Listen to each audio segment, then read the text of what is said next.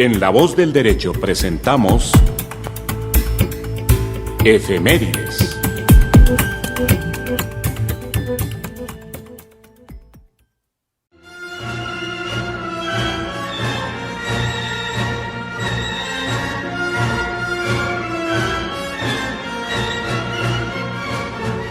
Es 17 de noviembre y repasaremos qué pasó un día como hoy en la historia.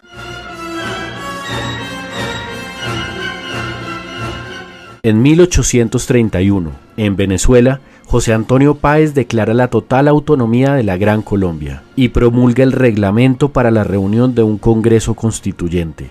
En Quito, al enterarse de este hecho, el general Juan José Flores se declara jefe supremo del naciente gobierno independiente del Ecuador.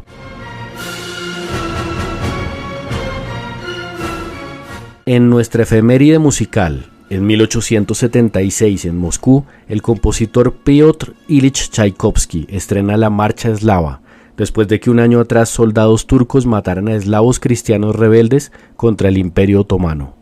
El gobierno ruso se solidarizó con los eslavos y envió tropas en ayuda al reino de Serbia. Nikolai Rubinstein, amigo de Tchaikovsky, le pidió componer una pieza en homenaje a los héroes rusos que fueron heridos.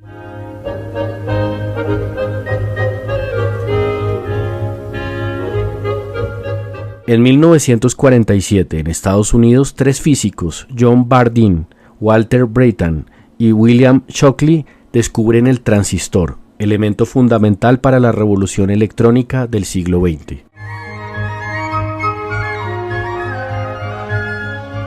En 1982, en Cali, Colombia, en el Estadio Pascual Guerrero se jugaba un partido entre Deportivo Cali y América, cuando pocos minutos antes de finalizar el juego, se produce una estampida en la que fallecen 24 espectadores, 12 de ellos eran niños. Y para finalizar, en 1869 en Egipto se inaugura el Canal del Suez, que une el mar Mediterráneo con el Mar Rojo. Su construcción fue impulsada a lo largo de 10 años por Fernando de Lesseps, bajo la dirección del ingeniero Louis Maurice Adolphe y de Linan Belfons. Pertenece a Egipto desde la nacionalización de la compañía franco-británica Suez Canal Company en 1956 y la posterior Guerra del Sinaí en 1957. Para ampliar este tema me encuentro en comunicación en Inglaterra con el profesor de la Universidad de Londres, Óscar Guardiola Rivera. Él es docente de Filosofía Política y Derecho Internacional en el Birkbeck College de dicha institución. Un placer que nos acompañe, profesor Óscar, bienvenido. Muchas gracias, Enrique. Un saludo para usted y para quienes nos escuchan el día de hoy. Profesor Guardiola Rivera, se dice que este canal es de vital importancia para el abastecimiento europeo de petróleo y el comercio mundial en general, sin tener que atravesar todo el continente africano hacia el sur, llegando a Sudáfrica y nuevamente volver a subir por el Océano Índico. Hablemos un poco de la importancia de este canal y la historia de su construcción. El Canal de Suez es un canal artificial que desde finales del siglo XIX ha sido uno de los puntos geoestratégicos y de comercio más importantes. Se encuentra en Egipto y comunica el Mar Rojo con el Mediterráneo.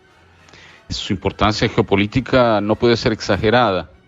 Ofrece la ruta más directa entre el mar Mediterráneo y las aguas del Océano Índico y el Mar Rojo, que son importantísimas para el tránsito de petróleo. Más o menos el 14% del petróleo y el 10% de su distribución global, con enorme significado para Europa y Asia, cruza por el canal. El canal fue concebido por el ingeniero francés Fernando de Lesseps y abierto en 1869. Operó inicialmente mediante un consorcio internacional y Egipto habría vendido su participación en el 69 a Gran Bretaña. Antes, por supuesto, implicaba un viaje el tener que pasar por Sudáfrica. El canal se ha convertido en una suerte de punto de contención entre los países occidentales y los países árabes desde casi su inauguración, al punto que durante la segunda ola de descolonización, es decir, la que sigue al siglo XIX, comienzos del 20, vería el protagonismo del presidente egipcio Gamal Abdel Nasser, quien nacionalizó el canal en 1956, dando comienzo a la llamada crisis del canal. Desde el 54, Egipto ha mantenido la autoridad sobre el canal, haciendo claro que se trata de una considerable herramienta diplomática que también le genera miles de millones de dólares en ingresos. Y en el 2015 fue objeto de una considerable remodelación que facilita el tránsito del comercio entre los emergentes gigantes de Asia, China e India en particular, y Occidente. Sabemos que en esta región de la península del Sinaí, donde se unen los tres continentes, pues hay una gran tensión. De hecho, el conflicto árabe-israelí está cerca. ¿De qué manera el canal podría ser tomado con estrategia geopolítica y poder afectar el comercio internacional?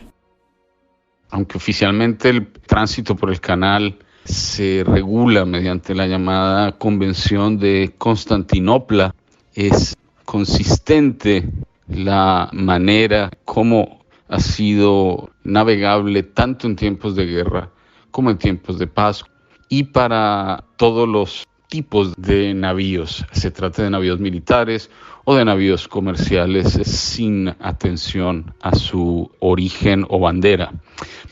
El uso del canal como un instrumento geopolítico empieza a hacerse entonces cada vez más notorio. Su significado llevaría a manifestarse en cierres del mismo, de manera más notable durante la llamada Guerra de los 6 días, que enfrentó a Israel y a Egipto y a sus aliados árabes en 1967. Fue reabierto en el 75, después de los acuerdos de llamado Camp David. Más allá de su significado comercial, el canal de Suez también posee una considerable importancia militar, pues puede permitir una movilización rápida de navíos de guerra, y si fuese bloqueado, seguramente podría afectar también las maniobras militares de las naciones que dependen de él y el movimiento material de las mismas. Ese es un escenario que se hizo realidad cuando hace unos meses un navío bloqueó la entrada tras haber sufrido un accidente en marzo del 2021. Todos estos factores explican por qué el canal de Suez es una herramienta de enorme importancia, un punto vital en el tráfico comercial, pero también en las relaciones geoestratégicas y militares. Es un placer que nos haya atendido el profesor de la Universidad de Londres, Óscar Guardiola Rivera. Él es docente de Filosofía Política y de Derecho Internacional en el Birkbeck College.